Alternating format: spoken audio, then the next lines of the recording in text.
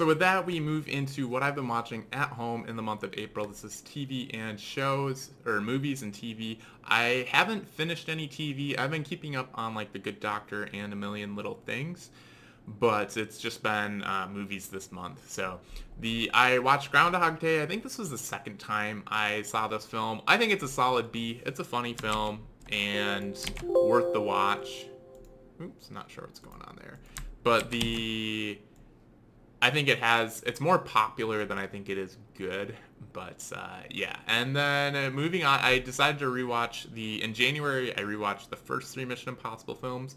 And then in preparation for Death Reckoning Part 1 that comes out in July, I wanted to rewatch the other three. So these I've seen before, but yeah, I wanted to get the rewatch going into the seventh one that's coming out. And I think 4, 5, and 6 are much better than 1, 2, and 3 for the Mission Impossible franchise. But I think Ghost Protocol is a great film. I remember that was like the second Mission Impossible film I saw after the first one, and I saw it in theaters, and it was a lot of fun. I think it's kind of stereotypical with like Stop the Nuke, but I really like the characters and the team dynamic, and I think it's a great film. Absolutely recommend it. Same thing with Rogue Nation. That one is a great film. Absolutely loved it. I don't think I saw this one in theaters though, but I'd forgotten that Jeremy Renner was in both of these, and I don't know, I like him a lot as an actor, and I like the teams. I like that Benji sticks around, and I don't know, it seemed like with the first couple they were mixing up the team a lot more, but it's nice to see them kind of settle in and see people return a bit more in the second half of the series. I think Mission Impossible Fallout is a masterpiece. I absolutely love this film. Like, every aspect of it. The stunts are great. The cinematography is great. I love the music. It's just a very well put together film, paced perfectly, I think. And rewatching it this time, I think it's a masterpiece. I'm pretty sure it's my favorite spy film, or very, very close to. I think it is my favorite, though. I absolutely love the end sequence, though. Like, the helicopter chase in IMAX, it just looks great. Especially, like, I've got a 4K projector set up at home for my home theater, and those scenes are just, you can't beat that. So they put in, like, quality. They used quality cinematography for that, and it really helps, I think. I watched Army of Darkness. I hadn't seen this before, not that I really remember, but I got it for my brother and sister-in-law gave it to me for my birthday, the steelbook that's on the wall. I don't know if we can see it. We might be able to. I don't know. But it's on the wall behind me somewhere. And I think it's out of frame here. But given that it's on the wall, it's a really cool case, and I really like the artwork. I'm like, I should check it out.